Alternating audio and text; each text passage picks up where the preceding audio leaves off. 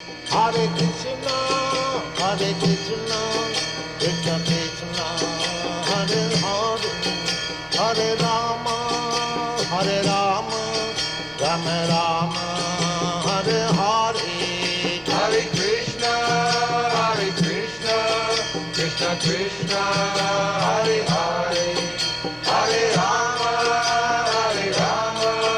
Rama Rama, Hare Hare. Shrimad Bhagavatam প্রথম স্কন্ধ পঞ্চম অধ্যায় শ্লোক নম্বর 14 ততো অন্যথা কিঞ্চন যদ বিবক্ষ্যতা ततोऽन्यथा किञ्चन यद्विवक्षतः পৃথক দৃশ্যস্তৎকৃতরূপনামবে पृथग्दृशस्तत्पितरूपनामहे ন कर्हिषিৎ কাপি চ দুষ্ঠিতা মতির न कर्हिचित् कापि च दुष्टिता मतिः लभेत वाताहत नोरिवास्पदम्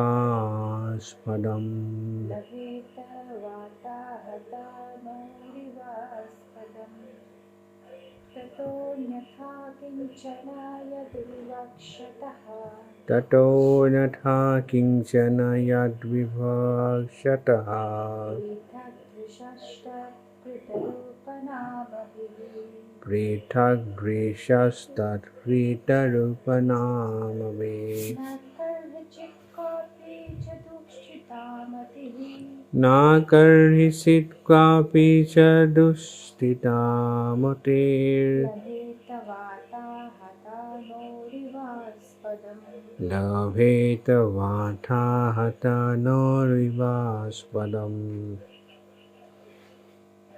Translation: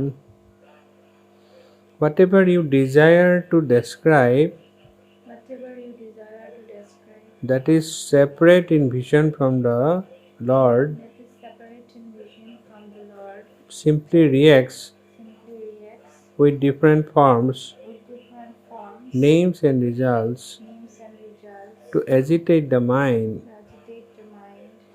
as the wind agitates a boat which has no resting place. ভগবানকে ছাড়া তুমি আর যা কিছু বর্ণনা করতে চাও তা সবই বিভিন্ন রূপ, নাম এবং পরিণাম রূপে মানুষের চিত্তকে উদ্বিগ্ন এবং উত্তেজিত করবে। ঠিক যেভাবে একটি আশ্রয়বিহীন নৌকা বায়ু দ্বারা তাড়িত হয়ে ইতস্তত বিক্ষিপ্ত হয়। তাৎপর্য purport by C. Bhaktivedanta Swami Srila Prabhupada. Srila Prabhupada ki jai. Sri Vyasadeva is the editor of all descriptions of the Vedic literatures, and thus he has described transcendental realization in different ways, namely by fruitive activities, speculative knowledge, mystic power and devotional service. Besides that, in his various Puranas, he has recommended that worship of so many demigods in different forms and names. The result is that people in general are puzzled now how to fix their minds in the service of the Lord. They are always disturbed about finding the real path of self-realization. Srila Narada Dev is stressing this particular defect in the Vedic literatures compiled by Vyasadeva, and thus he is trying to emphasize describing everything in relation with the Supreme Lord and no one else. In fact, there is nothing existent except the Lord. The Lord is manifested in different expansions. He is the root of the complete tree. He is the stomach of the complete body. Pouring water on the root is the right process to water the tree, as much as feeding the stomach supplies energy to all parts of the body. Therefore, Srila Vyasadeva should not have compiled any Puranas other than the Bhagavad Purana, because a slight deviation from that may create havoc for self-realization. If a slight deviation can create such havoc, then what to speak of deliberate expansion? of the ideas separate from the absolute truth, personality of Godhead. The most effective part of worshipping demigods is that it creates a definite conception of pantheism, ending disastrously in many religious sects, detrimental to the progress of the principles of the Bhagavatam, which alone can give the accurate direction for self-realization in eternal relation with the personality of Godhead by devotional service in transcendental love. The example of the boat disturbed by whirling wind is suitable in this respect. The diverted mind of the pantheist can never reach the perfection of self-realization due to the disturbed condition of the selection of object. Namo Vishnu Padaya Krishna Prasthaya Bhutale Shrimate Jayapataka Saminiti Namine Namo Acharya Padaya Nitai Kipapadayini Gaurakatha Dhammadayana Gragamatayini Namo Vishnu Padaya Krishna Prasthaya Bhutale Srimate Bhaktivedanta Swaminiti Namine Namaste Saraswate Devi Gauravani Pracharine Nirvishesha Sunnavadi Vasat Desatarine Mukhaṁ Karoti Vachalam Vangong Langhayate Girim Jat Kripatamahang Bande Sri Guru Dinatarinam Paramananda Madhavam Sri Chaitanya Isaram Hari Om Tat Sat. তো এই শ্লোকটোৰ মাধ্যমত নাৰদে তেওঁৰ শিষ্য ব্যাসদেৱক বুজাব চেষ্টা কৰিছে যে যিবিলাক বৈদিক শাস্ত্ৰ ব্যাসদেৱে ৰচনা কৰিছে এই শাস্ত্ৰবিলাকৰ মাধ্যমত বিভিন্ন পুৰাণৰ মাধ্যমত এইবিলাক গোটেই যিবিলাক জনসাধাৰণ তেওঁলোকৰ মনটো অস্থিৰ হৈ যাব কাক পূজা কৰিব কাৰণ বিভিন্ন শাস্ত্ৰ বিভিন্ন পুৰাণত কোনোবাই দেৱতাসকলক পূজা কৰাৰ কথা কৈছে এইজন দেৱতাক কৰাৰ কথা কৈছে সেইগৰাকী দেৱীক কৰাৰ কথা কৈছে বিভিন্ন কথা তাত উল্লেখ আছে কিন্তু নাৰদ মুনি হৈছে কোন শুদ্ধ ভক্ত নাৰদ মুনিয়ে সেইটো বিচৰা নাই কাৰণ গম পাইছে যে এই এনেকুৱা ধৰণৰ শাস্ত্ৰৰ দ্বাৰা জনসাধাৰণ গৈ পেলাই পৰমেশ্বৰ ভগৱানৰ নিত্যধামলৈ ঘূৰি যাব নোৱাৰে ইয়াৰ পৰা মুক্তি নাপায় সেইকাৰণে পুৰাণৰ ভিতৰত বিচাৰিছিল যাতে অকল ভাগৱত মহাপুৰাণখন যাতে ভগৱানৰ সম্পূৰ্ণ দিব্য লীলা তাত সন্নিৱিষ্ট হয় সাধাৰণ জীৱবিলাকে তাৰ পৰা উদ্ধাৰ পাব পাৰে ততন্যাথ কিঞ্চন য়ৎ বিবক্ষ্যতা পৃথক দৃশ্যস্তৎ কৃতাৰূপনামবি ন কৰ্হিষিত কপিচ দুষ্টিতামতিৰ লভেত বাতাহতনোৰ ইভাস্পদম কৈছে যে ভগৱানক বাদ দি নাৰদ মুনিয়ে কৈ আছে যে ভগৱানক বাদ দি তুমি বেলেগ যি বৰ্ণনা কৰিব খোজা সেইবিলাকে বিভিন্ন ৰূপ নাম আৰু বিভিন্ন পৰিণামৰ স্বৰূপে মানুহৰ মনটো উদ্বিগ্ন কৰি তুলিব উত্তেজিত কৰিব এটা উদাহৰণ দিছে নাৰদ মুনিয়ে যে যিভাৱে এখন আশ্ৰয়বিহীন নাৱক বতাহ যেতিয়া বলে কি কৰি দিয়ে ইতস্তত বিক্ষিপ্ত হয় মানে ইফাল ইফাল কৰি দিয়ে এজিটেট কৰি দিয়ে নাওখন তুলুং ভুতুং কৰে কেনেকৈ কৰে তুলুং ভুতুং কিয় কৰে বতাহৰ কাৰণে আশ্ৰয়বিহীন নৌকা যাৰ আশ্ৰয় নাই সেই নাৱৰ তুলুং ভুতুং হৈ থাকে বা ধুনীয়া এটা উদাহৰণ দিছে নাৰদ মুনিয়ে তেনেদৰে জনসাধাৰণে যদি প্ৰকৃত চিন্ময় ভগৱানৰ দিব্য লীলা নাম ৰূপ লীলাৰ যদি দিব্য নেৰেশ্যন যদি নুশুনে তেন্তে জনসাধাৰণৰ আশ্ৰয় কোনো কাৰণত গৈ পেলাই প্ৰেমময়ী সেৱাত থাকিব নোৱাৰে ভগৱানৰ আৰু যেতিয়া ভগৱানৰ প্ৰেমময়ী সেৱাত নাথাকিব জীৱবিলাক তেতিয়া তেওঁলোকৰ মনটো সদায় অস্থিৰেই হৈ থাকিব, কাৰণ এই জড়জগতেই হৈছে অস্থিৰতা। জড়জগত মানেই অস্থিৰ, সদায় এজিটেটেড, বিশেষকৈ কলিযুগত আৰু শান্তি নাই। চাৰিওফালে যোনফালে যাওঁ সেইফালে অস্থিৰতা। গাড়ী চলাই গৈ থাকি যদি ট্ৰেফিক জাম হয় তেতিয়াও অস্থিৰ। গাড়ী চলাই গৈ পেলাই যদি ট্ৰেফিক জাম নহয়, আৰামত গৈ আছোঁ, গৈ পেলাই তাত ফ্ৰী ৰাস্তা পাই বেছি জোৰত খুন্দা মাৰিলোঁ ক'ৰবাত লাগিলে, তেতিয়াও অস্থিৰতা, মনটো শান্তি নাই। ইফালেও শান্তি নাই, সিফালেও শান্তি নাই। সেইকাৰণে এই জড়জগতিক, এই যিখন ভৱসাগৰ, তাৰ পৰা উদ্ধাৰ পাব হ'লে আমাক আশ্ৰয়ৰ প্ৰয়োজন, শ্বেল্টাৰ। কিহৰ শ্বেল্টাৰ লাগিব আমাক শ্বেল্টাৰ লাগিব, আশ্ৰয় লাগিব, পৰমেশ্বৰ ভগৱানৰ আশ্ৰয়। পৰমেশ্বৰ ভগৱানৰ আশ্ৰয় কিহৰ মাধ্যমত হ'ব? এজন সৎগুৰুৰ মাধ্যমত হ'ব, যোন পৰম বৈষ্ণৱ। তেওঁৰ মাধ্যমত আমি ভগৱানৰ সেৱাত নিজকে ব্ৰতী কৰিব পাৰোঁ। আৰু যদি নকৰোঁ তেন্তে ইয়াত নাৰদ মুনিয়ে দিয়া উদাহৰণৰ নিচিনা আমাৰ মনটো নাওখনৰ নিচিনা তুলুং ভুতুং হৈ থাকিব, বতাহত ইফালে যাব ইফালে যাব, আশ্ৰয় নাই। ইয়াত ব্যাসদেৱ হৈছে বেদব্যাস, নামে বেদব্যাস। তেওঁ জ্ঞানৰ কোনো সীমা নাছিলে। তেওঁক ব্যাসদেৱক ভগৱানৰ লিটাৰেৰী ইনকাৰ্নেশ্যন বুলি কয়, সত্যাবেশ অৱতাৰ। সকলো জানে, হ'লেও নাৰদ মুনি আহি বুজাব লগা হৈছে। তাৰমানে অৰ্থটো হৈছে যে ব্যাসদেৱৰ নিচিনা এনেকুৱা এজন পাৰ্চনেলিটি, তেখেতক আকৌ নাৰদ মুনিয়ে বুজাব লগা হৈছে। অৰ্থটো হৈছে যে ইয়াৰ পৰা এইটোৱে বুজি পাওঁ যে আমি যিমানে পণ্ডিত নহওঁ, আমি যিমানে ডাঙৰ ভক্ত নহওঁ, আমি যিয়ে নহওক, আমি সদায় এজন সৎগুৰুৰ আশ্ৰয়ত থাকিব লাগিব। গুৰুৰ শ্ৰীমুখৰ যি নিশ্চিত বাণী, সেই বাণীৰ মাধ্যমত আমি অকল ভগৱানৰ নিত্য সেৱাত, দিব্য সেৱাত আমি থাকিব পাৰোঁ। সেই দিব্য বাণী আমি শিৰোধাৰ্য কৰি সেইমতে আমি আমাৰ জীৱনটো সফল কৰিব পাৰোঁ। সেই মনুষ্য জন্মটো সফল কৰিব পাৰোঁ। মনুষ্য জন্ম সফল হৈ যাব। মনুষ্য জন্ম সফল কৰাৰ মন্ত্ৰটো হৈছে যে আমি কাৰ আশ্ৰয়ত থাকিব লাগিব?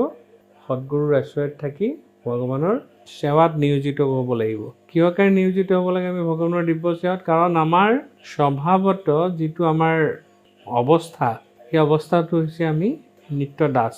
স্বৰূপটো হৈছে আমাৰ নিত্য দাসৰ, কনষ্টিটিউচনেল পজিশ্যন আমাৰ।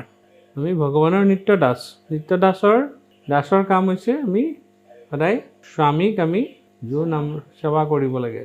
গতিকে আমি সেই অৱস্থাত পালেহে আমাৰ কাৰণে সেইটো সম্ভৱ হয়। নহ'লে ইয়াত প্ৰভুপাদে তাৰপিছত দেখিছে যে ব্যাসদেৱে যিমান পুৰাণ বৈদিক শাস্ত্ৰ এইবিলাক ৰচনা কৰিলে, সেই সকলোবিলাক পঢ়ি নাৰদ মুনিয়ে ভাবিছে যে সকলোবিলাক এতিয়া কনফিউজিং হৈ গৈছে সাধাৰণ লোকৰ কাৰণে। কি কৰিব, কেনেকৈ যাব, কেনেকৈ মনুষ্য এই জড় জগতৰ এই ভৱসাগৰৰ পৰা মুক্তি লাভ কৰিব, চব কনফিউজিং হৈ গৈছে।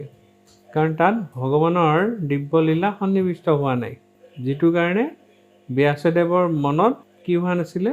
ব্যাসদেৱৰ মনটো অশান্ত হৈ আছিলে আৰু তেওঁ সন্তুষ্ট হোৱা নাছিলে।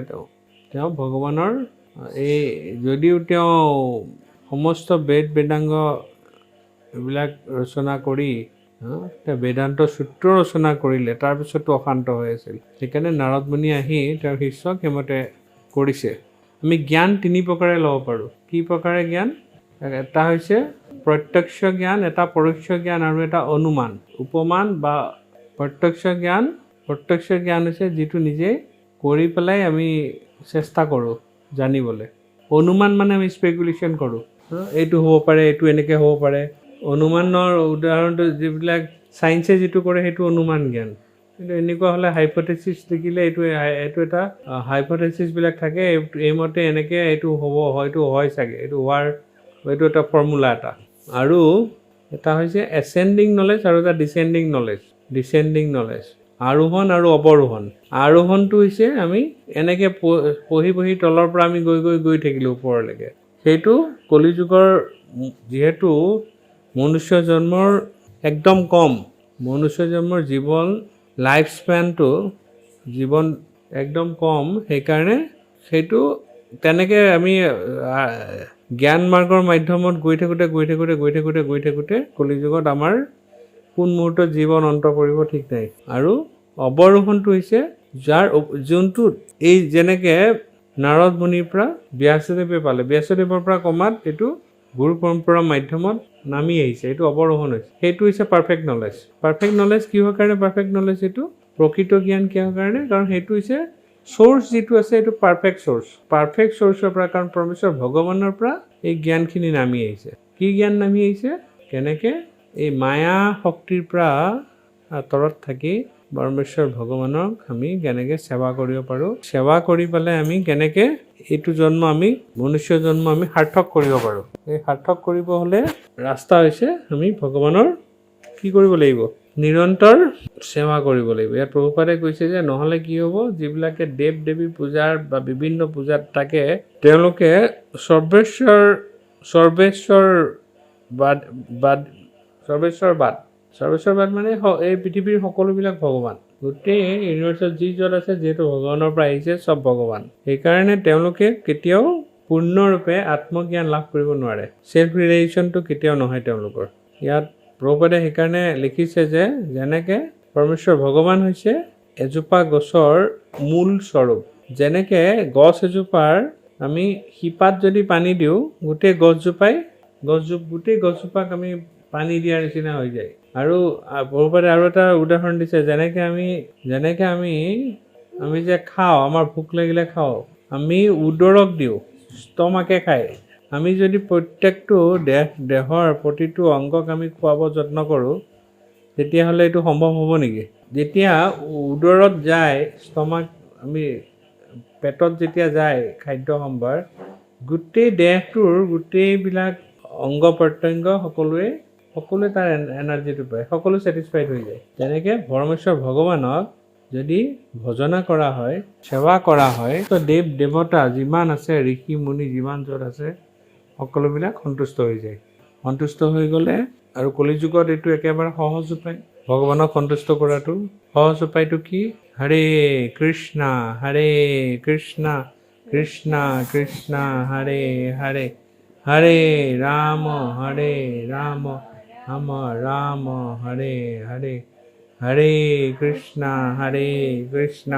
কৃষ্ণ কৃষ্ণ হৰে হৰে, হৰে ৰাম ৰাম ৰাম হৰে হৰে, হৰে কৃষ্ণ কৃষ্ণ কৃষ্ণ হৰে হৰে, হৰে ৰাম ৰাম ৰাম হৰে হৰে।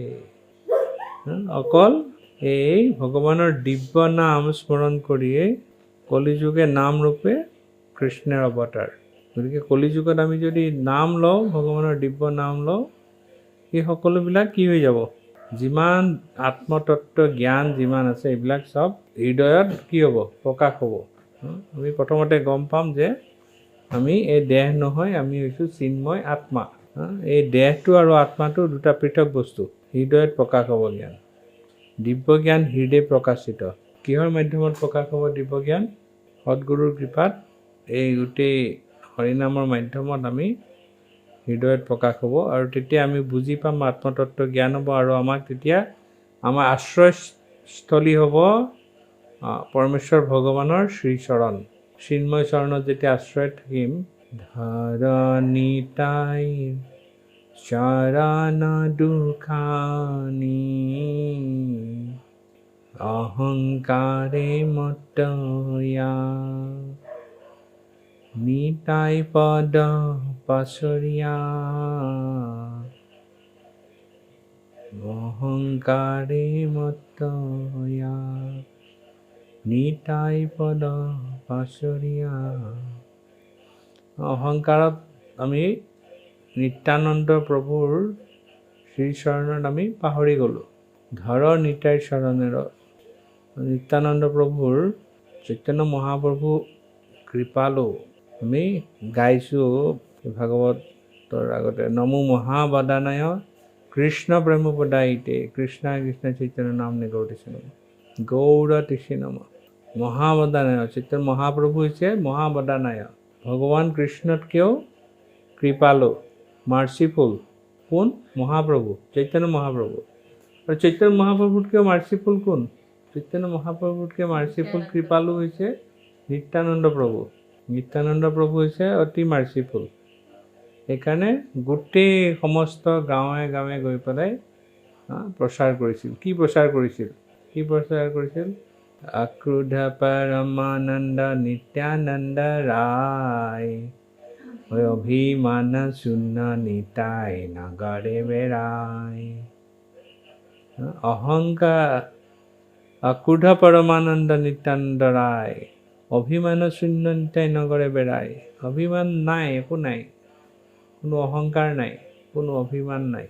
যাৰে দেখে তাৰে কহে দন্তে তৃণ ধৰি, আমাৰে কিনিয়া লহ ভজ গৌৰ হৰি। যাকে দেখা পায় তাকে কৈছে তোমালোকে মোক কিনি ল'ব পাৰিবা, তাৰ এটা মূল্য দিব লাগিব। মূল্যটো কি? ভজ গৌৰ হৰি, তোমালোকে গৌৰ হৰিক ভজনা কৰা, আৰু গৌৰভজক ভজনা কৰিলে মোক কিনি ল'ব পাৰিবা। কোনো বেলেগ হেৰি নাই, অকল দন্তে তৃণ ধৰি একদম কাকুতি মিনতি কৰে সকলোকে যাকে লগ পায়। ইমান মাৰ্চিফুল, ইমান কৃপালু। হেন নিতাই বিনে ভাই, ৰাধা কৃষ্ণ পাইতে নাই। কলিযুগত নিত্যানন্দ প্ৰভুৰ কৃপা বাদ দি পেলাই কোনেও ৰাধা কৃষ্ণক পাব নোৱাৰে, ভগৱানক পাব নোৱাৰে। আৰু নিত্যানন্দ প্ৰভুৰ কৃপা কেনেকৈ আহিব? নিত্যানন্দ প্ৰভুৰ কৃপা কেনেকৈ আহিব? যদি কোনোবাই সদ্গুৰুৰ শ্ৰীমুখৰ নিশ্চিত বাণী কোনোবাই যদি, শিষ্যসকলে যদি প্ৰপাৰলি যদি ফ'ল' কৰে আৰু ভগৱানৰ দিব্য নাম লয়, গৌৰ হৰিৰ নাম লয়, তেতিয়া নিত্যানন্দ প্ৰভুৱেও কৃপা কৰিব, যাৰ ফলত এইটো হ'ব পাৰে। সেইকাৰণে নাৰদ মুনিয়ে ব্যাসদেৱক কৈছে যে কলি যুগৰ মানুহৰ কাৰণে, মানুহবিলাক উদ্ধাৰ কৰিব হ'লে তুমি বেলেগ এইবিলাক যিবিলাক লিখিছে এইবিলাকে সকলোবিলাকক মাজত কনফিউজনৰ সৃষ্টি কৰিব। গতিকে তুমি ভগৱানৰ দিব্য লীলা সন্নিৱিষ্ট কৰি শ্ৰীমদ ভাগৱতম লিখিব লাগে, যিখনৰ মাধ্যমত এই জড়জগতৰ পৰা জীৱবিলাক উদ্ধাৰ হ'ব পাৰে, কলিয়ত জীৱ। জয় গ্ৰন্থ শ্ৰীমদ ভাগৱত মহাপুৰাণ কি, শ্ৰীল প্ৰভুপাদ কি জয়। নিতাই গৌৰ প্ৰেমানন্দে।